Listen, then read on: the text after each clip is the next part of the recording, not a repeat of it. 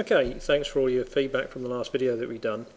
We had a few interesting comments, one of which was what actually is angle of attack. Let's get into that in a minute, but I just wanted to show you this video if we can first of all. So let's just play this little video, and we've got Joe Miller here showing us how we really all can very easily increase our club head speed and increase our distance. So have a look at Joe, gentle little swing. Right now he has a need for speed and a square club face. There it goes. When Joe hits him there, this is brute strength. This is gigantic. This is gigantic. Just 415 yards.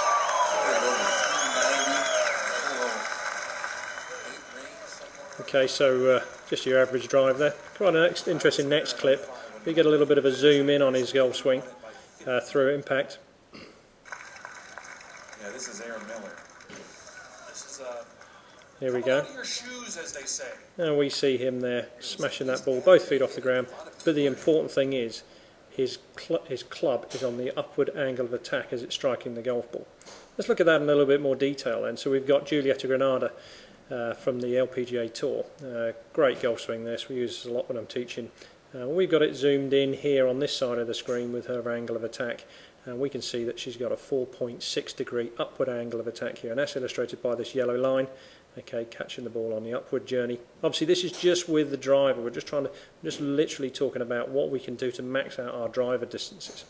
If we look at the blue line here, okay, that's the same sort of thing. It's showing the upward angle of attack, and we're going to come back to this video in a second, but before we do, we're just going to show you this little chart here that I've picked up from TrackMan. Down the left hand side we've got our club head speed numbers. Now in each and every case we've got the next column is attack angle, so we've got -5 degrees downward hit on the ball with the driver. We've got a 0, so that's a level angle of attack, and here we've got a 5 degrees positive angle of attack, and it's the same for every one of these club head speeds. So if we look at the club head speed, for instance, I don't know, the average club head speed of the average male member would be something like between 85 and 90 miles an hour. So if we look at -5 degrees angle of attack, okay, that results in a driver distance total of 199 yards. Now if he stays at 85 miles an hour, gives it a 5 degrees upward angle of attack, look at the distance increase, 24 yards, and it's pretty much the same right the way through, 20 to 24 yard increase on between a -5 and a +5 degree angle of attack. Okay, so it's worth looking at, it's worth thinking about if you want to max out your driver distances. Now when we go back to the video here, what we see with Giulietta is some really interesting stuff here as she set herself up. Okay, what we notice in the setup position is how, first of all, the ball position is up forward in the stance, and the spine is tilted backwards somewhere like that. The right shoulder considerably lower than the left. And that's going to really allow her to just be able to turn behind the golf ball as she goes back, really wind up.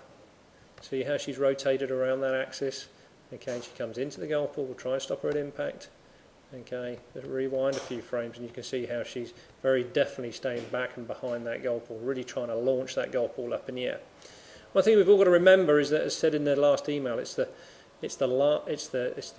high spin rates that we've got to try and avoid. It's not being afraid to launch the ball up in the air. You know, most of us have been playing golf for a while now, and the only way we could get the ball to fly anywhere into the breeze was to try and trap it, hit down on it so the ball flowed really low. We try that with most of the modern clubs. The ball will just spin up too high. So we need to really make sure that we're staying back behind it as we make the contact, and we're increasing our attack angle. I hope that explains it in a little bit better for you. Any further questions, please email them in, and we can take them up on an individual basis. Okay, thanks a lot for listening. Bye for now.